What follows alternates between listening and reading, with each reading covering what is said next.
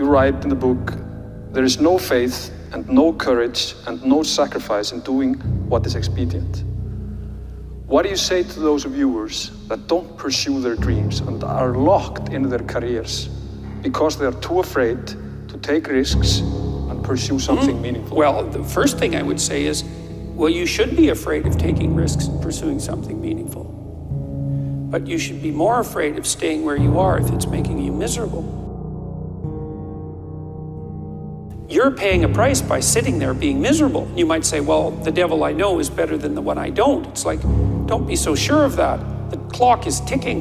Yeah, and if you're miserable in your job now and you change nothing, in 5 years, you'll be much more miserable and you'll be a lot older. But isn't it a luxury to pursue what is meaningful? Our viewers have mortgages, they have children, Yeah. they have payments and loans.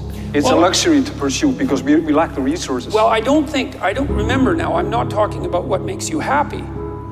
It's a luxury to pursue what makes you happy.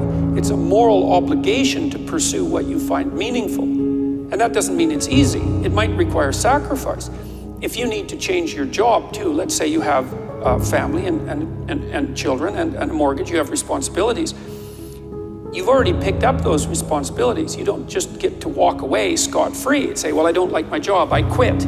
That's no strategy. But what you might have to do is you think, well, this job is killing my soul. All right, so what do I have to do about that?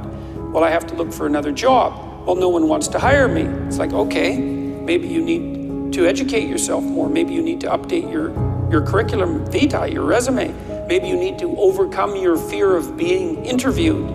Maybe you need to sharpen your social skills. Like, you have to think about these things strategically. If you're going to switch careers, you have to do it like an intelligent, responsible person. That might take you a couple of years of effort to do properly. We're built for struggle, us human beings. We're built to contend with the world. We're built to contend with reality. You want a challenge, and the best way that you can take on a challenge, because a challenge fortifies you. So you don't want to be secure, you want to be strong. And you get strong by taking on optimal challenges. And so you lay out your destiny in the world, and you take the slings and arrows of fate, and you make yourself stronger while you're doing so. And you might fail, and fortune might do you in. But it's your best bet. And you know, people have extracted unbelievable successes out of catastrophic failures.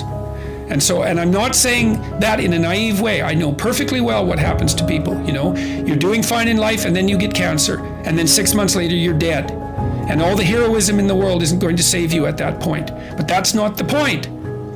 That's not the point. Life is bounded by mortality. But that doesn't mean that you don't get out there and contend, and you develop by contending, and you minimize the net amount of suffering in the world. And that's something, man, that's something to do.